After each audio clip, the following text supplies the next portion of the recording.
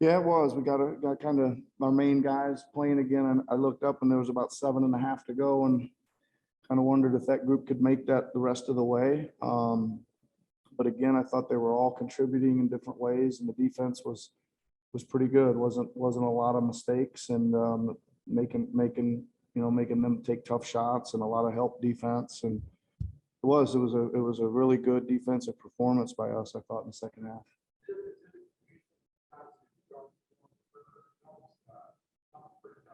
We're getting there, and I don't know if it's usual quite yet, but we've been making some strides here lately, and it's kind of, when we're playing our best, we're reacting out to the shooters pretty good, and at least we're challenging.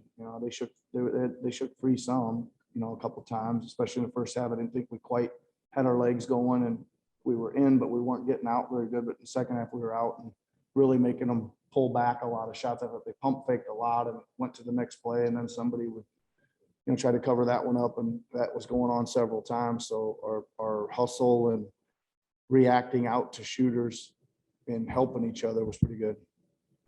Thanks. Thanks, Bill. We'll go to you now. Thanks, JQ. We're going to start with Doug.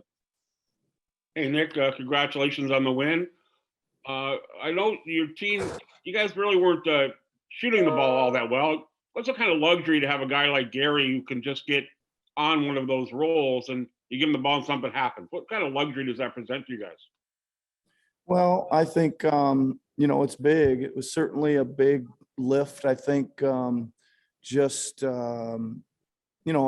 spirit wise, emotionally, you're saying what kind of lift does it give? He gives you a huge lift, and then he gives you somewhere to go, to Doug with some play calls. And then it usually gives you something to counter back against too, because he'll draw so much attention, that we can go back to, the other direction to somebody else. That's big, but it's good to see him get hot there and hit a few in a row like that. I know on Saturday in Miami, you talked about making defensive adjustments at halftime that kind of got you guys back in that one. Yep. Tonight, did you do anything at halftime strategically, or was it more work rate kind of thing? Yeah, it was a little bit of both, Doug, but the main points were the coaches did a great job. They showed about 6 clips of things we kind of do normally that we weren't getting done. Just really little small things that make a big difference in a kind of a chain reaction situation.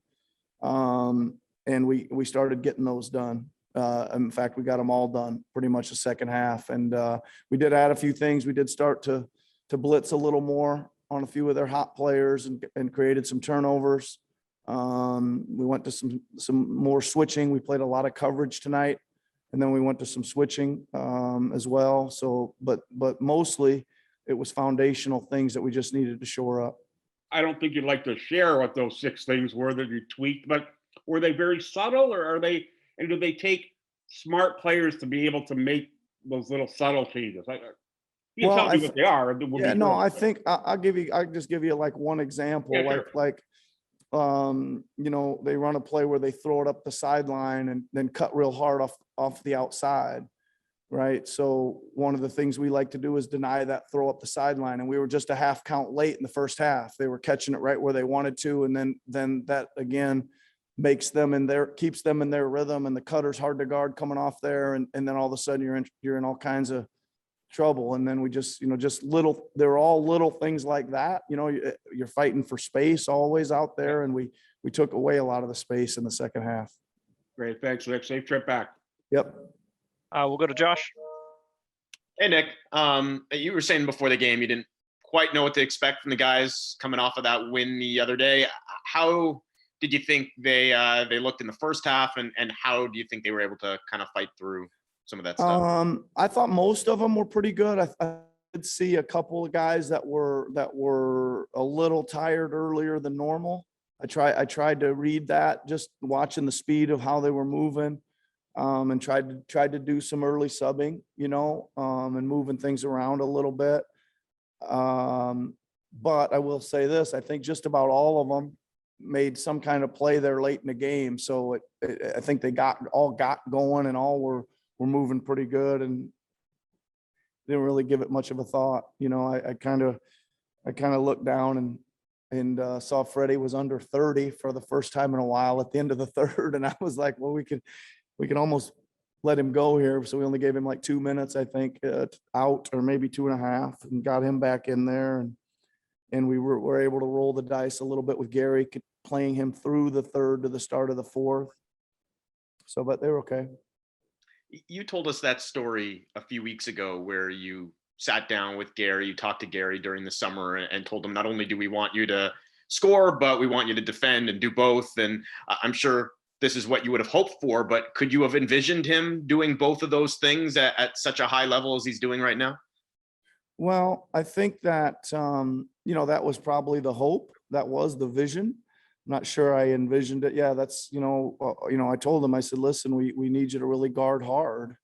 But again, I mean, we've talked about it several times this year. This guy can play defense, right? And it all comes from his competitive nature. He's feisty and fighting out there and knocking the ball away and just competing.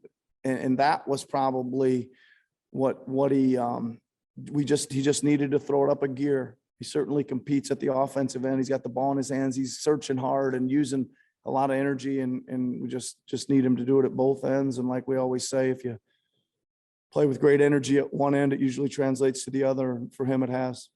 One more quick one from me. The play that ended up being the dagger there with OG hitting the shot. What did you like from Fred there in terms of his ability to create that shot? Well, it's a great play, right? We get a switch, we get an opportunity to hit the deep paint. And your choices are to finish it over somebody, or if there's some help coming from somewhere, you find where that help coming from.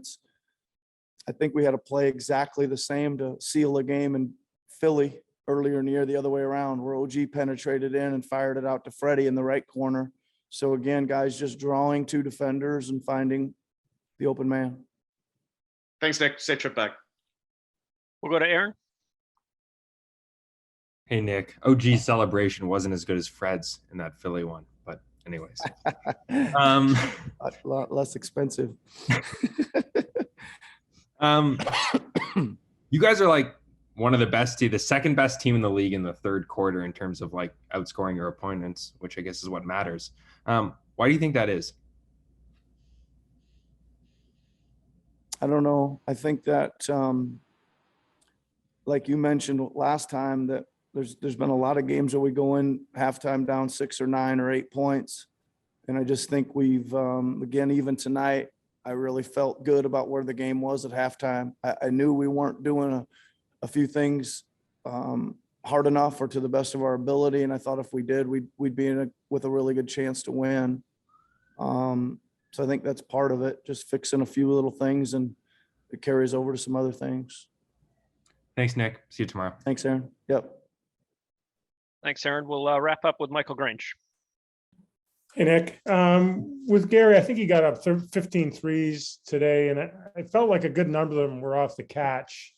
Is that something almost like something you want him to do? Like, and is it a bit of a conversation sometimes to sort of encourage him to be patient and let the ball swing, or was it just organic? Well, I think that, again, going back to that same conversation, what I told him, those were the two things we needed him to do: become a better defender and more of a catch and shoot player. I figured with OG, Pascal, Scotty, we would need some spacing, to just, he's going to get some opportunities if those guys can draw the double. So yeah, I mean, it's a concerted effort by him to work on that and get better at it. He's sped up his release. He's got more confident as the ball's coming to him. You can see that he's ready to let it go and things like that.